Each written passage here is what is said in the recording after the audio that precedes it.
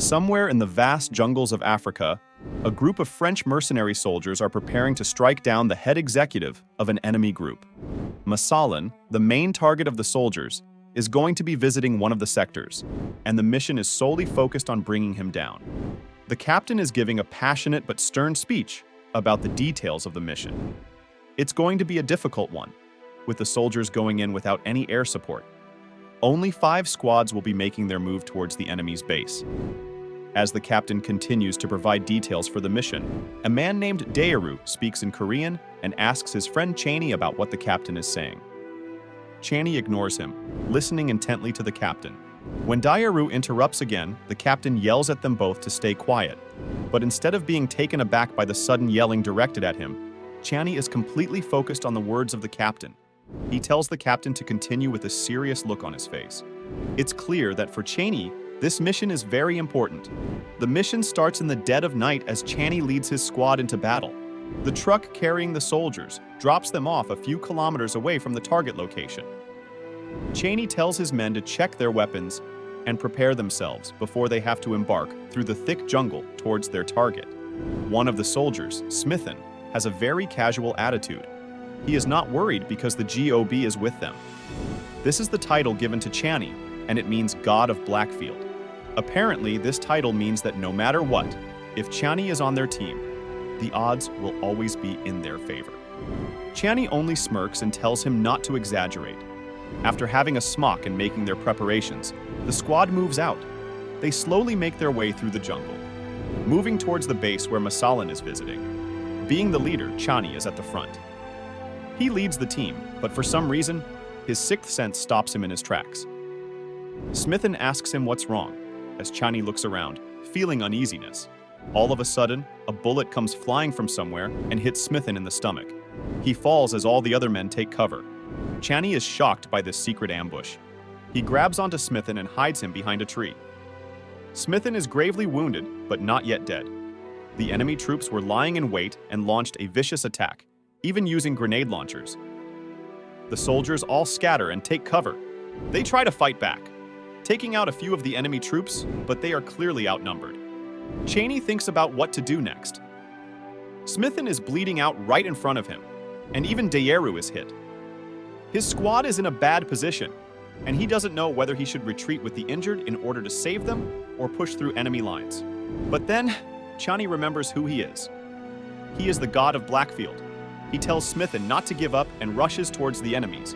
They are close to the headquarters, and the mission can still be a success. Chaney charges headfirst into the crossfire, determined to complete the mission and save his troops.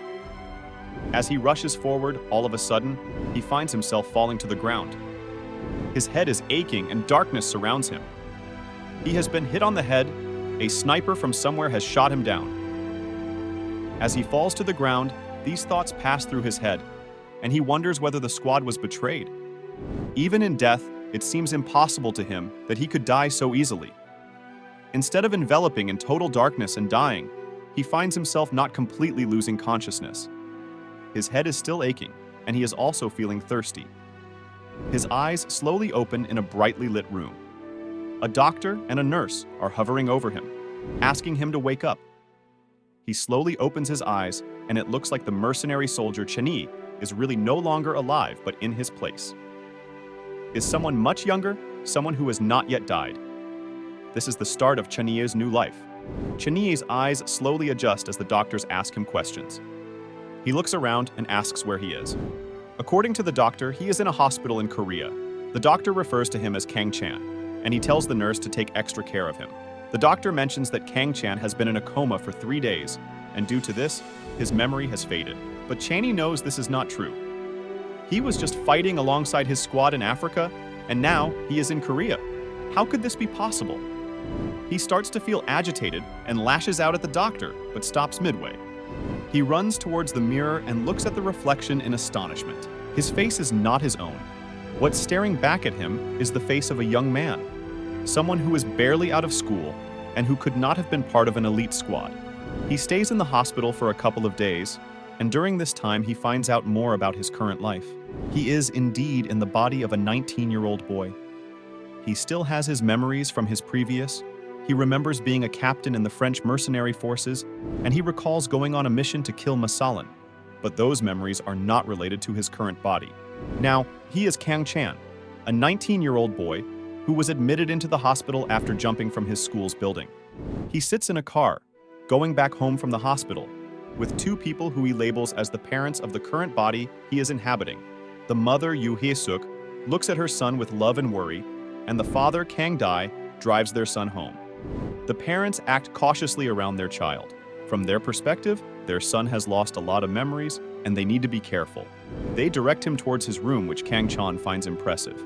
He notices a computer on a desk and immediately decides to look up information about his mission in Africa. Unfortunately, the computer has a password.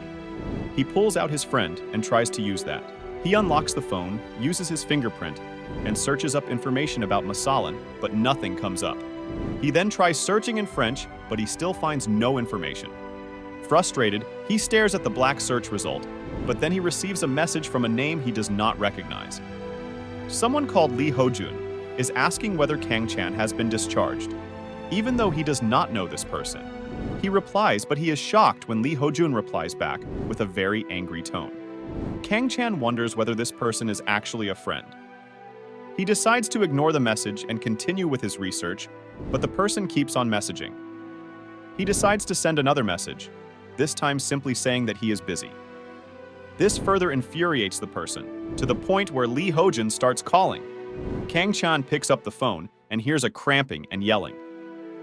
Lee Ho-jun calls him a bastard and is angry that he would have the audacity to ignore his messages. He wants to fight Lee Ho-jun right then and there, but Kang Chan simply cuts the call off after once again saying that he is busy. Clearly, Kang Chan does not know what this person's deal is, but he couldn't be bothered to pay him any attention. He even blocks the number so that he isn't annoyed in the future. Lee Ho-jun is having a complete breakdown over this. He is standing on the rooftop of the school, and his equally dangerous friends gather around him as he curses Kang Chan and wants to teach him a lesson. The following night, Kang Chan is exhausted after trying to find any information on his squad, Masalan, and the mission in Africa. But his efforts have been in vain. He thinks that maybe the mission was top secret, and due to security reasons, no information is available online. He is tired from all the thinking and wants to smoke, a habit that has followed him in his new life as well. He looks around the room, trying to find a secret stash. Maybe this Kang Chan has been hiding cigarettes in his room. But after thoroughly searching the room, he realizes that Kang Chan was a complete nerd. He even finds a diary in which the real Kang Chan wrote about his experience of being bullied. The kid was deeply troubled and held hatred for his bullies. He even mentioned Lee Ho-jun in his diary and how he wanted to kill him. Kang Chan finds the diary disturbing and eye-opening. The next day, he decides to go to school, even though his parents tell him to take it easy. He enters the school not knowing where to go or where his class is, but everyone is staring at him. Kang Chan then hears the screams of an angry Lee Ho-jun, who walks up to him ready to fight. Kang Chan only smirks as Lee Ho-jun's anger increases with every small gesture that insults him. Instead of cowering in fear, Kang Chan only smirks and calls Lee Ho-jun his assistant. This sends Lee Ho-jun in a frenzy, and he yells at him for not paying for his lunches and cigarettes while he was in the hospital. He demands Kang Chan to meet him in a different location. The two of them meet in an empty gymnasium, where Lee Ho-jun starts to throw punches at Kang Chan trying to teach him a lesson, but fails miserably. Kang Chan gives him one killer blow and sends him flying to the ground, his face all bruised. Lee Ho-jun doesn't get back up and Kang Chan kneels down to punch him even harder, but stops. After all, he can't go around killing students now. He checks Lee Ho-jun's body for cigarettes but finds none. He then decides to leave, but as he turns his back, Lee Ho-jun gets back up and rushes towards him. Kang Chan doesn't even flinch and dodges his attacks. He realizes that even though he remembers his mercenary training, the body he is in right now is weak, so he will have to hit Lee Ho-jun a couple of more times to knock him down. What follows is a barrage of punches that leave Lee Ho-jun completely bloodied and bruised. Kang Chan stops, leaving Lee Ho-jun looking terrible and decides to go in his class. On the school grounds, he is trying to find his way when he hears his name being called. A girl approaches him. She seems glad to see him. Apparently, her name is Kim Mi-young, and she is Kang Chan's classmate. She expresses regret for not visiting him in the hospital, Even though Kang Chan doesn't recognize the girl, he decides to follow her to find his class. After finally finding his classroom, Kang Chan settles down, but he is soon interrupted by the arrival of a bloodied Lee Ho-jin. His bully is in the same classroom as him. This could be a cause for concern, and Kang Chan finds it terribly annoying. Their first class is gym, and the entire class is gathered outside taking part in various sports. Kang Chan is excused because not only does he not have his gym clothes, but he was also just discharged from the hospital. He sits on the sidelines thinking about his next plan, but Lee Ho-jin approaches him and demands a rematch. He asks Kang Chan to meet him in a new location. The two boys meet behind the school, where the other members of Lee Ho-jin's group of delinquents are gathered. Their plan seems to be to ambush Kang Chan and teach him a lesson. Kang Chan prepares as the boys surround him, ready for a fight. Lee Ho-jin's lackeys have gathered around Kang Chan and are ready to fight him. Instead of getting scared, Kang Chan tells them to attack him all at once because he is feeling lazy. This causes one of the members to charge forward with fury, hoping to teach Kang Chan a lesson. But all he manages to do is fall to the ground when Lang Chan punches him in the face with all of his might, leaving the boy injured. The rest of the members hesitate a bit upon seeing one of their stronger fighters fall to the ground with broken teeth. Kang Chan turns to them and scoffs. He makes fun of their fighting style and gives them advice on what to do. He tells the remaining members to go for different parts of his body and to attack from different angles. The delinquents don't take him seriously and charge towards him all at once. This causes Kang Chan to show his might once more. He punches all of the boys one by one, bringing them down swiftly. One of them gets back up and manages to grab his head, but Kang Chan dodges and tackles him to the ground. He is once again surprised that his punches are not keeping them down. He keeps forgetting that the body he is in right now is weak. Lee Ho-jin stares in horror as each one of his members is on the ground, squirming in pain. One of them gets back up and pulls out the knife, threatening to make the situation serious for Kang Chan. But he simply twists the boy's arm, causing him to drop the knife, and then he proceeds to break the arm. It looks like Kang Chan is about to go all out and do something reckless. He picks up the knife and turns towards Lee Ho-jin, ready to fight him once more, but Lee Ho-jin is cowering. He does not want to confront Kang Chan again. Just then, the gym teacher approaches, and Kang Chan is surprised that he managed to get so close to him without being detected. The gym teacher reprimands Kang Chan and tells him to stop. He is quite stern and tells him that the school will punish him for this fight. He takes over the situation and asks Kang Chan to provide evidence of bullying. But he is also surprised by his fighting skills and asks Kang Chan where he learned how to fight. The only reply he gets is that he learned it from the internet, which is obviously not true. Kang Chan leaves school. He first stops at a salon where he gets a haircut that perfectly resembles his hair from his previous life as a mercenary. He then stops at a restaurant where he orders a dish that leaves him feeling nostalgic. While eating, his mother calls him, asking him what happened at school and whether she should pick him up, but Kang Chan rudely dismisses her. Even though Kang Chan talked to his mother rudely, he realizes that it's better than their son committing suicide and having fear. Now that he is occupying the body of his boy, he will make sure to do things his own way. At home, his parents are waiting for him, and his father is quite angry. The mother asks him to calm down, but Kang Chan has been acting weirdly. The father wonders whether his close brush with death is the reason why their son is acting so differently. When Kang Chan returns home, his parents ask him to sit down with them. At first, he ignores them and goes to his room. This causes his father to get very angry at him, but when he comes out, he has Kang Chan's diaries with him. He shows his parents the diaries in which their son was documenting all the bullying and torture he was experiencing at school. The parents are shocked and saddened to read what their son had written. They can't imagine the pain he has been going through. They ask him why he didn't share this before, but he replies that he did not want to worry them. They also ask him whether the bullies will bother him again, but he simply tells them that they should not be an issue. His parents are clearly devastated and want Kang Chan to share anything that happens to him in the future. Kang Chan is not comfortable with such displays of affection. He remembers how his own father used to abuse him, and his mom, throwing alcohol bottles at them, but his current parents seem to care. He promises to share anything else that happens to him. After the talk, Kang Chan heads to his room as his father receives a call from work. Apparently, a French correspondent is having some troubles with missing documents, and he is stuck at the customs office. He is demanding that the father should pay an absurd amount of money. Kang Chan overhears and asks if he can speak to the correspondent himself. His father is hesitant, but gives him the phone. Kang Chan then proceeds to talk in perfect French. He resolves the situation, leaving his parents in shock. They did not know that he knew how to speak in perfect French, but he lies and tells them that he learned it over the internet. The next day, Kang Chan is at school again, and he looks completely bored. He is minding his own business when Lee Hojun and his goons approach him once more. This time, they want to fight him again. Kang Chan dismisses them, but Lee Hojun has taken Kim Mi-young. For a second, Kang Chan does not recognize the name at all, and Lee Hojun is stunned at this. But then he remembers that Kim Mi-young is his deskmate, and he becomes alarmed. He follows Lee Hojun to the school's rooftop, where a bunch of dangerous-looking guys and a group of girls are hanging around. Kang Chan is surprised to see girls there and tells them to leave. One of them steps forward, acting arrogantly, and Kang Chan slaps her. This causes the girl to curse him as she and the others leave the rooftop. Lee Hojun has gathered some of the most dangerous men in Korea. Kang Chan demands to know where Kim Mi-young is, but he has been tricked. Lee Hojun only lied to get Kang Chan to fall in his trap. Kim Mi-young is actually safe and is getting ready to take her seat in the classroom. Upon hearing this, Kang Chan decides to leave, since no one is in trouble, but he is stopped by the group of dangerous men who look like they could destroy Kang Chan at any moment. Lee Hojun smirks and asks Kang Chan whether he is afraid to jump off again. This makes him realize that the reason why the previous Kang Chan jumped from the building is because of these goons.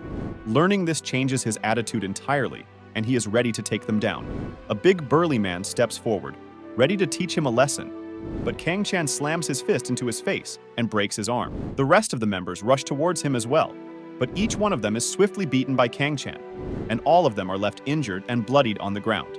Kang Chan walks towards Lee Hojun, the only remaining member. Hojun begs for mercy and is trembling with fear, but Kang Chan is ready to end this boy once and for all. He is just about to take him on, but the gym teacher appears once more. He yells at Lee Hojun to get lost and to take his hired gang with him. Lee Hojun scurries away as Kang Chan faces the teacher. In his mind, he knows that something is not right about the gym teacher. He is too good, and he always appears undetected. Kang Chan takes this opportunity to test something. He attacks the gym teacher. The two exchange blows, but it's clear that their abilities are matched. The gym teacher is astonished that a mere student would be so powerful, and he asks Kang Chan who he is.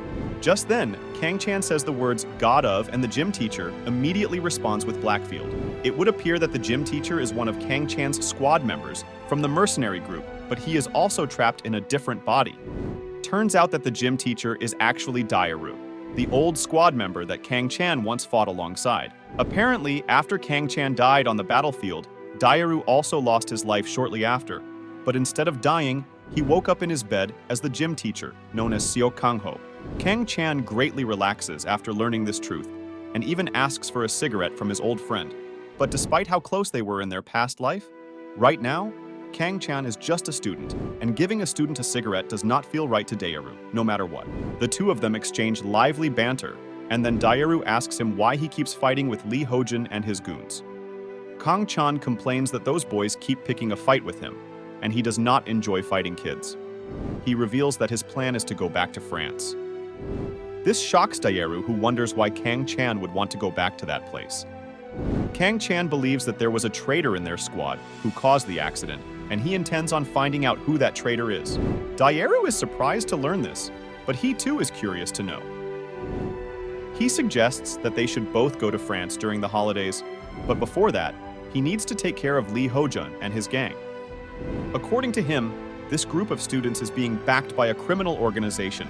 They carry weapons that they should not have, and Daeru intends to deal with them. Kang Chan doesn't take him too seriously, and decides to head to the infirmary, where he intends on sleeping for the rest of the day. Lee Hojun even visits him, and, like a scared little child, gives Kang Chan some snacks. He runs away like a coward, declaring that he won't bother Kang Cha again, and that now he is considered the boss of the school. Everyone is now afraid of Kang Chan. His actions have spread throughout the school, and he is now considered a dangerous individual. Kim Mi-young approaches him and asks if he is okay. They are interrupted by the same girl that Kang Chan slapped before, who wants him to follow her and meet someone. He completely ignores her and leaves the school with Kim Mi-young. Apparently, the girl from before is called Yoon-sil, and she is considered quite dangerous Kim Mi-young explains that the girl is known for trapping guys. As they walk together, a group of dangerous-looking gangsters are waiting outside for Kang Chan. They demand him to get in the car with them. Kang Chan refuses as the gangsters surround him, demanding him to get in the car. One of them puts his hand on his head, and this greatly angers Kang Chan. He slams his head into the man's face and then twists his entire body, throwing him to the ground. The commotion causes the students to gather around and start recording on their phones. The gangsters try to stop them and even slam the phones right from their hands. One of them proceeds to take out a knife, but his boss stops him. They don't want to take things too far. They only want to teach Kang Chan a lesson for now. The rest of the gangsters surround Kang Chan, who notices how these guys are already more trained than the students he fought before. Their bodies are more difficult to attack, and their form is good as well. Despite only being a small student, Kang Chan thrashes and smashes these guys left and right. They try their hardest to tackle him, but fail miserably. While he is busy fighting the other gangsters, the boss takes the opportunity to attack Kang Chan from behind and kicks him in the back. He tells Kang Chan that he only needs to quietly come with them and that they don't intend on actually fighting. But Kang Chan has already made up his mind. He twists the guy's arm and punches him in the face with his elbow. The other two members come charging back but stop as Kim Mi-young pretends to call the police. Upon hearing this, the gangsters run away. Kim Mi-young's smart move causes the fight to break away. Kang Chan notices Yoon-sul in the distance and makes the connection that she is probably the one who told those guys to beat him up. He tells her that she should not rely on others. This only produces an angry reaction from her as Kang Chan walks away. The next day, during class, Kang Chan is in the middle of a lesson, but he is completely bored and not paying attention at all. After class ends, the rest of Lee Ho-jin's gang members come up to him and offer him a weekly payment. They even call him sir, but Kang Chan dismisses them and tells them not to annoy him. Another boy then comes up to him, telling him that the gym teacher has asked to see him. Daeru meets up with Kang Chan. As the gym teacher, it is his responsibility to make sure that Kang Chan does not fall into trouble. He asks Kang Chan about the fight and how many members he had to fight. He tells Kang Chan to be careful. As a student, he can be expelled from the school. There are cameras and police everywhere. Kang Chan dismisses his worries, but Daeru is serious. He also has a special request to make. Apparently, there are 4 other students in the school who are also being bullied, and he needs Kang Chan to look after them. Kang Chan doesn't want to interfere, but Daeru has ways to make him agree. He can register him as a special athlete student. This will allow him to skip most of his classes. This way he CNA take the time to train, while also looking after the bullied kids. Kang Chan finds this proposal enticing, and he agrees. On his way back, Yoon-sul tries to speak with Kang Chan, but he ignores her. She yells at him and tells him that the guys from before beat her up because she failed to bring Kang Chan to them. Upon hearing this, Kang Chan and Yoon-sul talk privately on the rooftop. According to her, the boss wants to meet up with him, and if he doesn't go, they will attack Lee Ho-jin. They also plan on hurting her family if she tells the police. She is willing to do anything if Kang Chan meets up with the gangsters. Kang Chan agrees. First, he tells the girl to stop getting involved in dangerous situations and to act like a normal student. He then makes her call the gangster and speaks to the boss, telling him to meet up with him on Monday. After school, Kang Chan walks back home thinking about his situation. He needs to train, look after the bullied students, go to France and worry about the gangsters and Yoon-sul. He has only just woken up in this new life, but everything is already so messy. Kim Mi-young catches up to him. She very shyly asks him whether he likes Yoon-sul, since the two of them were talking. Kang Chan denies outright and is actually perplexed at the question. Even though he is a high school student, in his mind, he is still 29 years old, and he does not see any of the girls like that. The two of them walk home together, with Kim Mi-young feeling shy. Kang Chan understands the situation and outright asks her whether she has a crush on him. Kim Mi-young is left speechless, but her feelings are clear. Kang Chan wakes up from a terrible nightmare in which Kim Mi-young turns into a giant and forces Kang Chan to give her a kiss. The dream leaves him deeply unsettled, but he has the entire day ahead of him. He heads out for school, but his mother stops him. She reminds him that the day is Saturday and the school is not open. Kang Chan finds this surprising, but he still makes up an excuse. He heads out and decides to meet up with Daeru. The two of them head off towards the mountain for a little adventure. Dairu takes him to a restaurant in the middle of a scenic area. The two of them catch up and Kang Chan learns more about Dairu's new life. He tells Kang Chan that at first it was difficult, but in this life he has a wife and a kid, and now that he has been given a second chance at life, he wants to make sure that he lives it properly. Kang Chan finds his sentiment to be genuine. He then reveals that he will be meeting up with the gangsters on Monday. Dairu is not happy to hear this. He reminds Kang Chan that his body is not yet strong and will not be able to endure too much fighting, but he can tell that his old friend's mind has already been made up. Still, Kang Chan admires the beauty, and he wishes to come to the restaurant again once the entire gangster situation is behind them. He returns home and, once he is in his room, he tries to imagine fighting the gangsters. In his mind, he tries to dodge an attack, but he realizes that his body can't keep up with his mind and that he really is weak. He starts doubting whether he can truly face the gangsters on Monday. Kang Chan stands in his room alone, panting for breath. He still has a lot of training ahead of him. Just then, he hears a knock on his room. He quickly settles down as his mother enters. She has a small request to make. She is meeting a friend and her son at a French restaurant for brunch, and she wants Kang Chan to come with her. Even though tomorrow is the last day he can train before meeting the gangsters, he agrees to his mother's request. The next day, the two of them head to the restaurant. From Kang Chan's perspective, the restaurant seems to be quite a fancy one. There are even some foreign girls sitting at a table. They talk in French and Kang Chan can understand them. They are talking about how handsome he is. He ignores them and sits down with his mother. Her friend and her son are already seated. The two of them are the typical arrogant type of people who like to show off and belittle others. Throughout the entire conversation, Xionghui, the mother's friend, only talks about her son and the expensive education he is getting. She looks down on Kang Chan and even pities him. When the mother tells her friend that Kang Chan also knows French and that he learned it from the internet, she proceeds to make fun of them. Kang Chan starts to speak in French and tells them not to go overboard. The girls sitting next to them also become alarmed as they realize he understood everything they were saying. Kang Chan continues talking to the girls in French, stunning the other son and his mother. They feel completely embarrassed and even leave the restaurant early. Kang Chan is thankful to the girls for speaking in French with him and making the situation less awkward, but one of the girls clearly wants something more. She asks for his number. The time to approach the gangsters is arriving fast. Kang Chan does a little bit of training. All the while, Dairu tries to talk him out of it. He is still reluctant for him to meet the gangsters because Kang Chan's body is not strong enough, and he hasn't trained properly yet. Dairu explains that he likes his new life, and he does not want to go to jail for helping out Kang Chan with gangster business that is sure to cause them a lot of trouble. Kang Chan is stubborn, and he made a promise to Yunsul that he would meet those guys. He isn't someone who breaks his promise. Dairu insists on going with him, but Kang Chan refuses. This is something he wishes to do alone. After school, the gangsters pick him up and take him to a shady-looking building. On the inside, there are more gang members and a fancy-looking room where the boss is waiting for him. The boss and his men are sitting around a lavish meal and ask Kang Chan to sit as well. They reveal that their intention was to kill him and bury his body somewhere, but they decided that someone with his abilities would be useful to them. He wants Kang Chan to join them, but Kang Chan refuses rudely. He tells the gangsters to stop interfering at his school and to leave the students alone. This angers the boss, and he tells his men to attack. Of course, Kang Chan is able to take them down quite easily. He punches them and slams them around until only their boss is left standing. The boss rushes towards him, vowing to kill him, but he grabs him by the neck. Just then, more gang members enter, armed with weapons. Kang Chan is clearly outnumbered.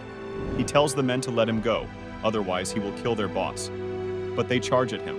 Kang Chan fights with everything that he has, all the while still keeping the boss in a headlock. He kicks and punches the men around him, and somewhere in the commotion his grip slips and the boss breaks free.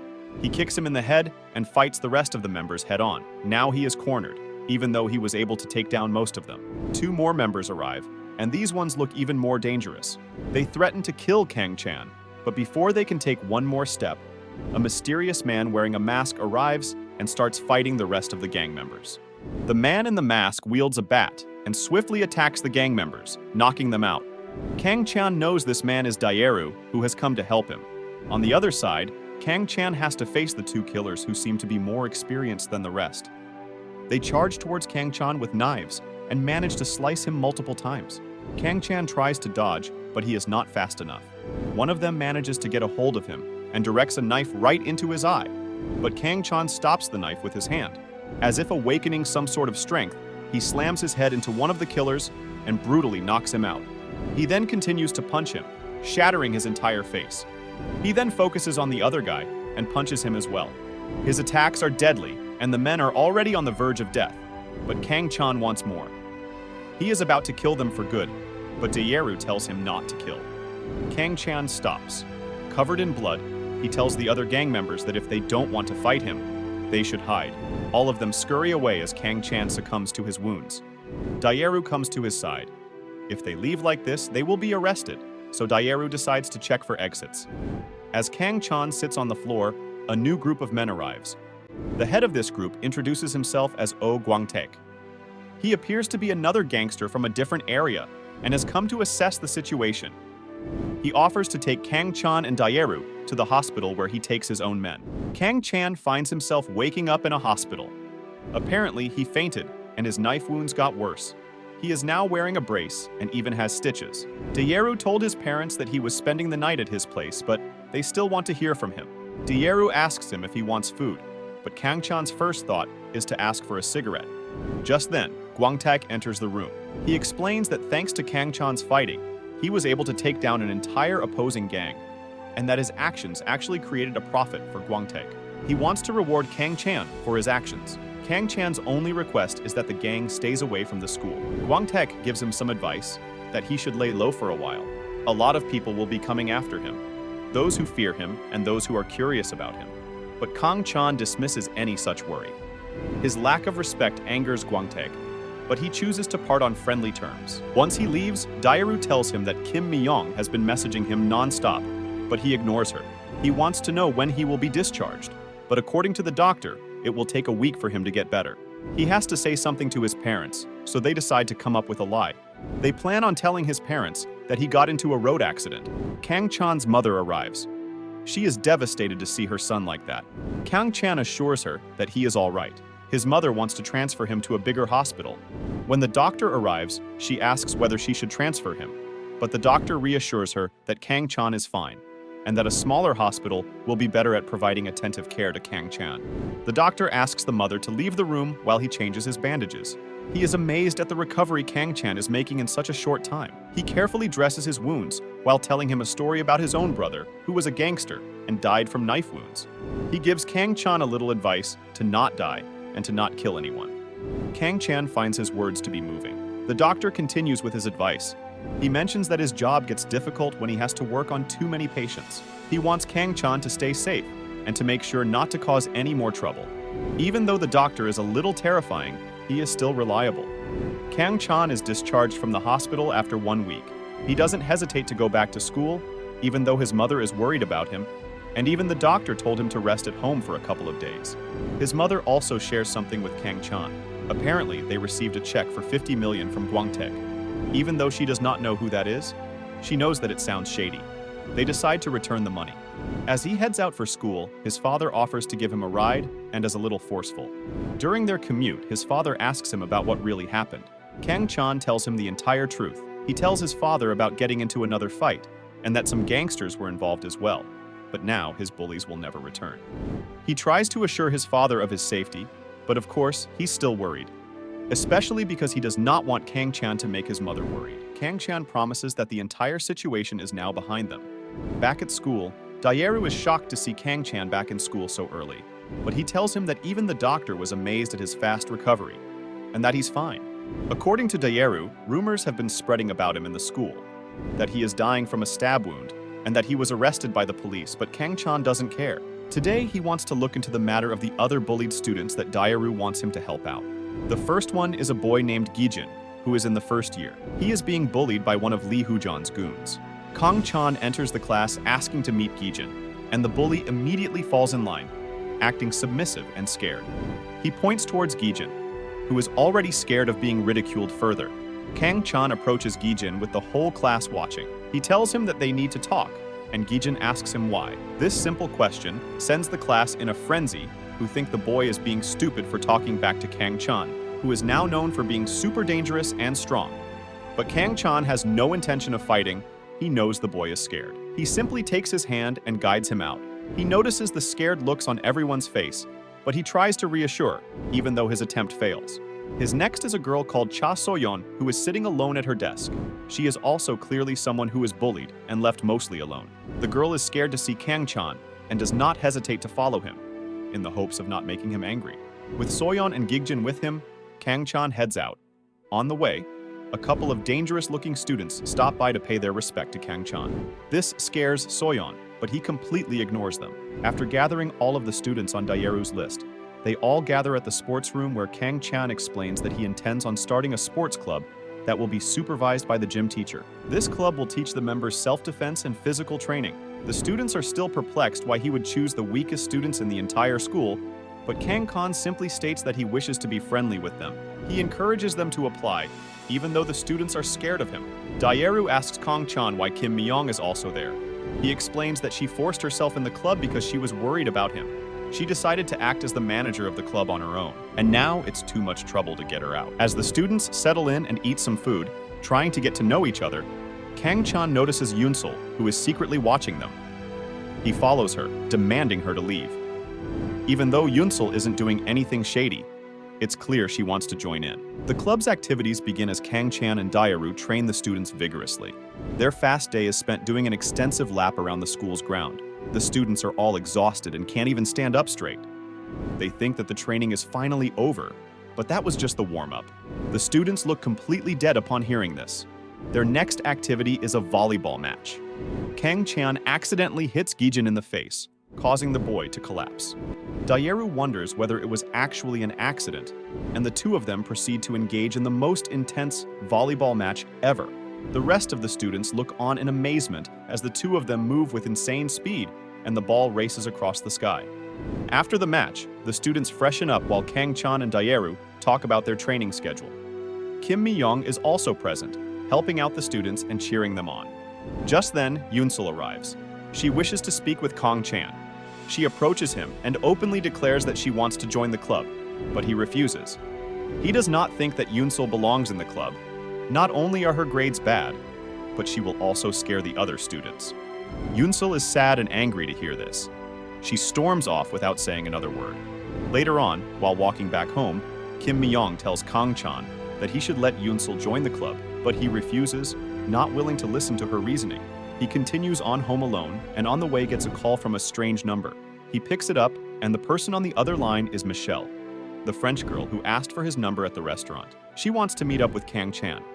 Even though he is annoyed at her persistence, he agrees to meet her on a Saturday. When he arrives home, he greets his father, who is secretly talking on the phone. When he sees his son enter, he quickly ends the call. Kang Chan doesn't say anything to him, but he finds this suspicious. Kang Chan finds his father sitting alone with a worried look on his face. He asks his father if he wants to go on a walk with him. He says yes, and the two of them head out. As they walk together, Kang Chan asks his father what's wrong. He can tell that something is up. His father immediately drops the facade and shares some serious news.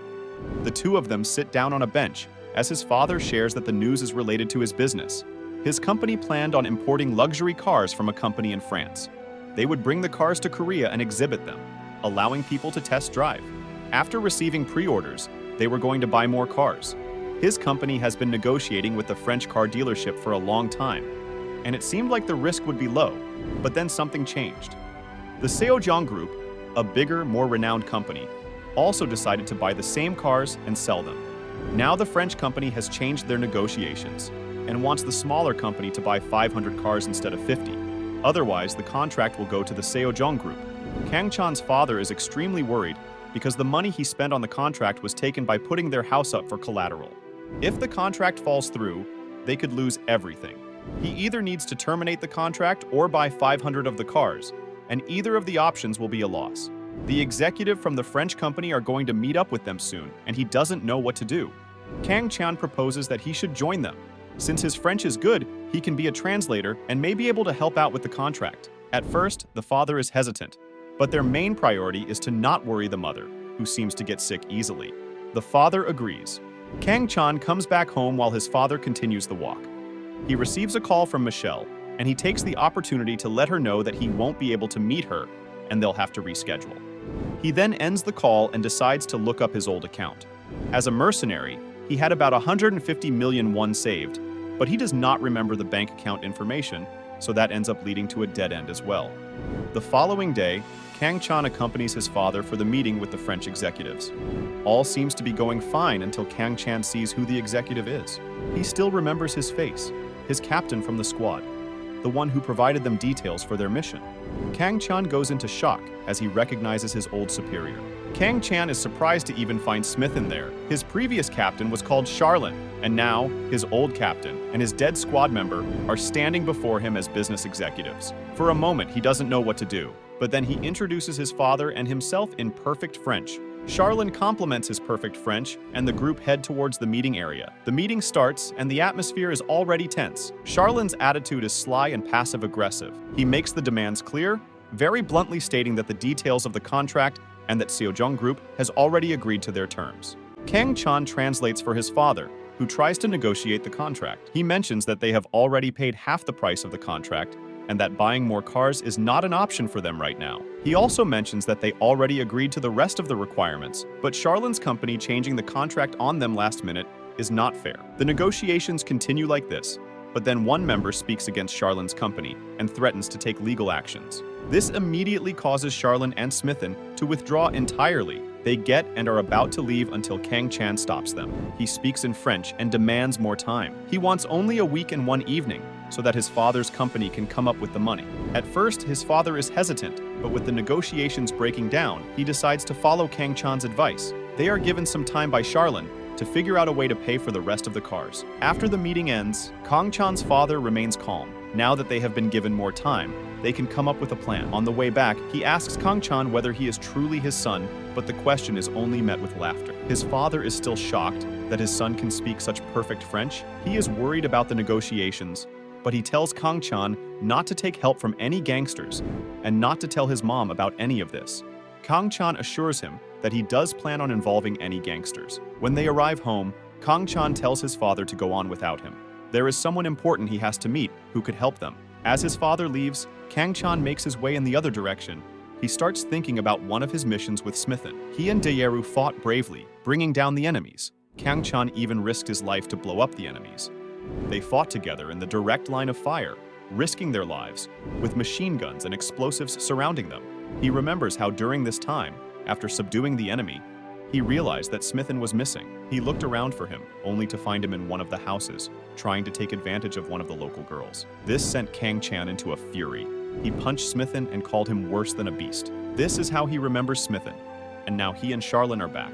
Kang Chan meets up with Daeru and tells him everything. He can't believe that those two guys are still alive and working together. There is definitely something suspicious about them. Daeru wants to head towards their location and confront them, but Kang Chan stops him. Daeru is ready to head to the airport and face Charlin and Smithen head-on. Even just hearing their names sends him into a frenzy. For him, the thought that these two would be rich businessmen seems very suspicious. He is sure that they are the traitors from the squad and were paid to get the rest of them killed during the mission.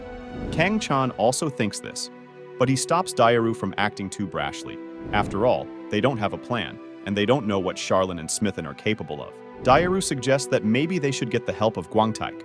Kang Chan doesn't mind this suggestion, but he promised his father he wouldn't involve gangsters. They have to think of something better.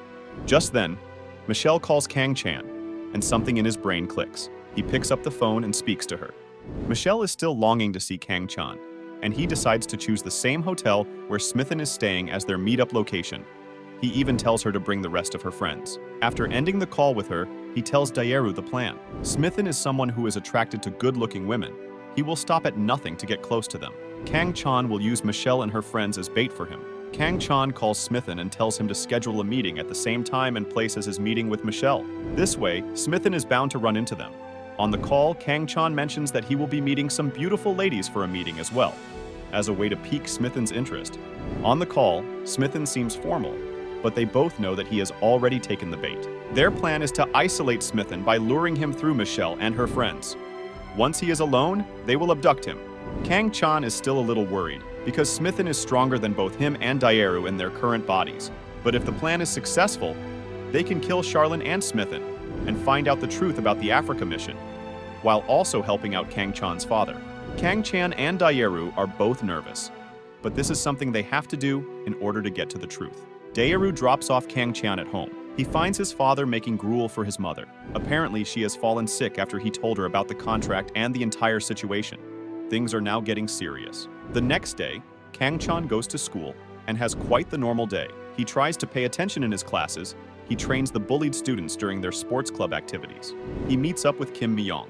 Once the day ends, Kim Myung wants them to head back home together, but Kang Chan rejects her, telling her that he has other plans. Even Yunsul stops him, still trying to join the club, but he ignores her as well. Tonight, he has to go to the hotel and execute his plan with Daeru. He meets up with Daeru in the sports shed, where Daeru has changed into a formal suit for the plan. He appears to be hyped up for the plan, with his hatred of Smithen fueling him. The two of them head to the hotel. Kang Chan will meet up with Michelle and Smithen, while Daeru will wait in the coffee shop in the lounge. Kang Chan heads in first. He looks around for Michelle, but instead finds one of Gwangtaek's men. He quickly tells the man to leave and sits in the lounge, waiting for Michelle to show up. After some time, Michelle and her friends arrive, with all the heads in the lounge turning to see them. Daeru stands by and watches as Michelle and her friends greet Kang Chan. They are excited to meet him again and look forward to having a nice evening with him. Kang Chan leads them to the restaurant where the four of them are seated. Even though they haven't ordered anything, they are served food immediately. Apparently, this is Gwangtaek's doing. He seems to have connections in the hotel. Even though Kang Cha did not ask for it, he is willing to overlook it, as the girls seem to be having a nice time. They talk about frivolous things, and Kang Chan tries his best to keep them entertained. But all the while, he is nervous about his meeting with Smithen. He even gets a call from Gwangtaek, who is calling him to let him know that if he needs anything, the men at the hotel will take care of it. Kang Chan rudely dismisses him and ends the call. After all, he promised not to involve gangsters. Michelle notices that Kang Chan is not acting like his usual self, and she knows something is up. She demands to know the truth. Kang Chan hesitantly explains he is waiting for an American guy and that this person may join them. He even admits that the reason why they are meeting at the hotel is because of his meeting. At first, Michelle and her friends seem insulted, but they admire his honesty and let him off the hook. After some time, Kang Chan receives a message from Daeru telling him that Smithen has arrived, but there is an issue. It appears he is using bodyguards from a notorious French gang known as the Venomous Snake. These guys have tattoos on their hands that confirm their identity, and they are also accompanying Smithen. This makes the plan more difficult. Kang Chan did not want to involve gangsters at all, and now it will be difficult to get Smithen alone. Daeru suggests that they should drop the plan, but Kang Chan knows that such an opportunity will not arrive again. Now there has been a change of plans. Instead of not involving gangsters, Kang Chan asks for Gwangtaek's help. He wants him to evacuate the club where Smithen and his bodyguards are located and close the door once he and Daeru enter. This is a big decision, but Kang Chan promises to do any one task for Gwangtaek, no matter what it is. The gangster agrees and the club is evacuated. He even decides to send in some of his best men to help out Kang Chan. Kang Chan asks Michelle and the girls to leave as quickly as they can. If they get involved with him, the French gang could also target them once they go back home. Michelle is scared. She tries offering to help, but Kang Chan knows that it's too dangerous. He asks Seo Dosiok, Gwangtaek's subordinate, to take care of the girls. He then meets up with Daeru, and the two of them head towards the club where Smithen and his men are located. Once they enter, they try their best to meet Smithen as normally as possible. They exchange some polite talk, and Kang Chan introduced Daeru as one of his friends and workers. Smithen is clearly in the mood to party and meet up with girls. He is disappointed when Kang Chan does not have any ladies with him like he promised. Kang Chan continues to put up a facade of politeness, waiting for the club to be fully emptied out and the doors locked. After some time, he and Daeru immediately spring into action. They surprise attack Smithen and the gangsters without hesitation. An intense fight ensues as Daeru goes directly for Smithen, while Kang Chan takes care of the French gang members. Kang Chan easily handles the gangsters on his own.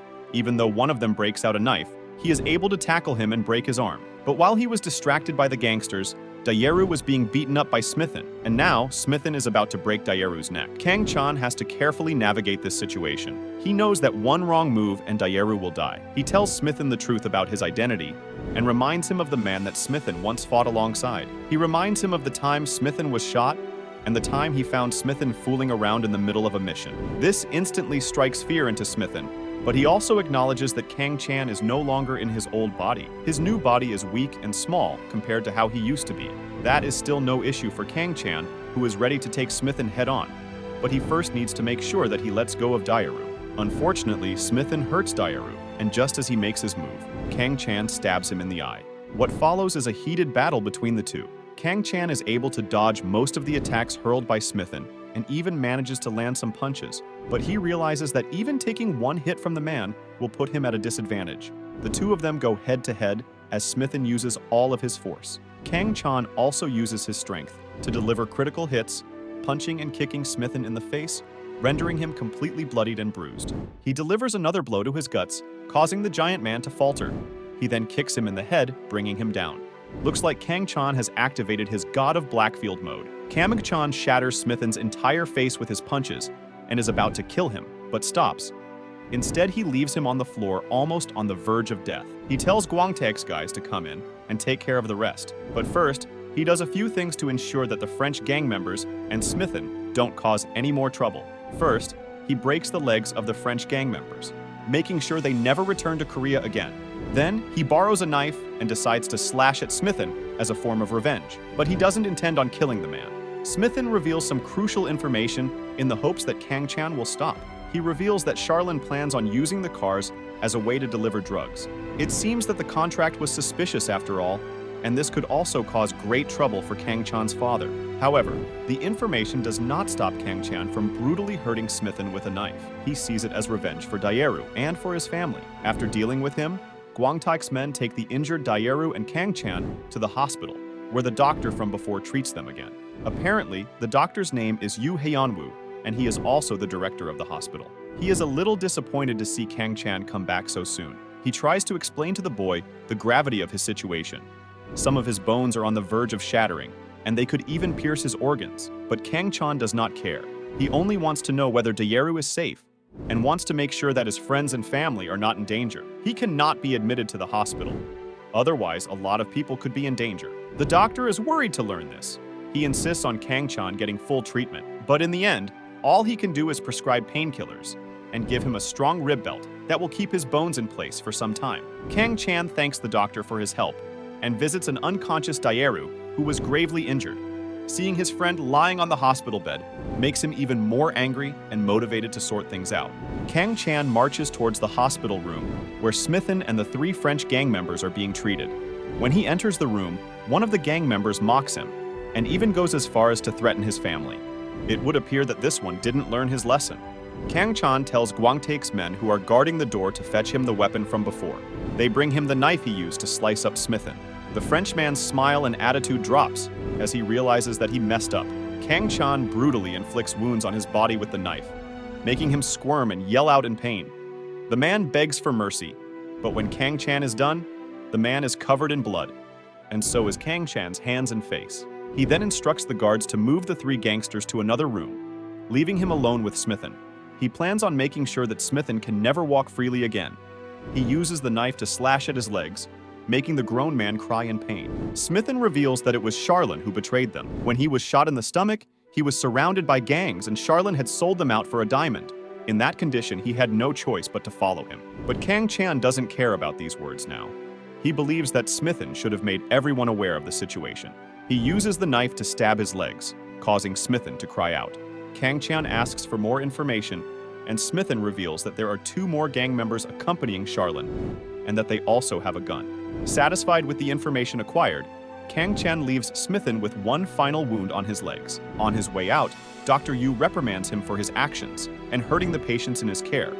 But when Kang Chan threatens to never return to the hospital if his actions pose such a nuisance, the doctor calms down, not willing to lose a potential client with big pockets. Kang Chan now has to decide what to do next. With Dayaru in his current state, he has to act mostly alone. Charlene may already have figured out what's going on and he will not hesitate to act. Kang Chan is also on the verge of collapse. He cannot take on Charlene and the rest of the gang members on his own, especially if they have a gun. But he realizes that it is probably Charlene who is in a hurry, because now Smithen has revealed his secrets, and the man will be in a state of panic, knowing that at any moment the game can turn against him. Kang Chan decides to use this to his advantage. Kang Chan goes back to question Smithen, while the doctor works on his legs. They speak in French, so no one else understands them. After being threatened by more violence, Smithen reveals that Charlin found a rare diamond, known as the Blackhead in Africa. He sold the diamond and put the money in a Swiss bank account. The password of that account is split into two halves. Charlin knows one part of it, while Smithen knows the rest. This way, Charlin has to keep Smithen alive if he ever wants to get his hands on the money. He also reveals that Charlin has drugs with him and is selling them to someone, but he doesn't know who it is. After forcing Smithen to reveal the password, Kang Chan has to decide on the next move. He speaks with Gwangtaek and asks him about the presence of drugs in the hotel. This angers the gangster because someone is dealing drugs on his territory without his knowledge. Kang Chan reveals that the drugs are being handled by a French gang and that he intends on putting an end to everything, but he needs Gwangtaek to provide him with a place he can use to carry out his plan. Gwangtaek agrees and gives him access to a villa. The two of them have to work together now to root out the drugs and to deal with the rest of the French gang. Kang Chan then calls the hotel and asks to speak to Charlin. He leaves him a simple message, only a few words, enough to make Charlin understand. Back at the hotel, Charlin's men give him the following message: Swiss bank, drugs, and that the god of Blackfield is waiting. Kang Chan continues covering all of his bases. He calls one of Gwangtaek's men at the hotel and orders him to keep an eye on Charlin and to provide details of where Charlin is, what he's doing, and who he is meeting with. The man informs him that so far, Charlin has searched for Smithen at the club, and currently he is meeting some Korean businessmen, probably from the Seojung group. For Kang Chan, the information is satisfactory for now, as it confirms Smithen's reliability. Back at the hotel, Charlin has received the news and he immediately ends his meeting to take care of the matter. Gwangtaek men inform Kang Chan that Charlin has moved to his room. After waiting for a few minutes, Kang Chan calls the room again, and this time Charlin speaks to him directly. Things are tense as Charlin immediately goes into negotiation mode. He agrees to accept Kang Chan's father's contract if Smithen's location is revealed and asks Kang Chan not to get involved with the situation anymore. Kang Chan does not get swayed easily. He wants a proper document to be created. He threatens to kill Smithen if Charlin does not draw up a proper binding document that gives his father the right to import the cars. Charlin is in a tough spot. If Smithen dies, he will be unable to get money from the Swiss account, and the information that Kang Chan has could only have been leaked from Smithen. That means that he has to agree to whatever Kang Chan says.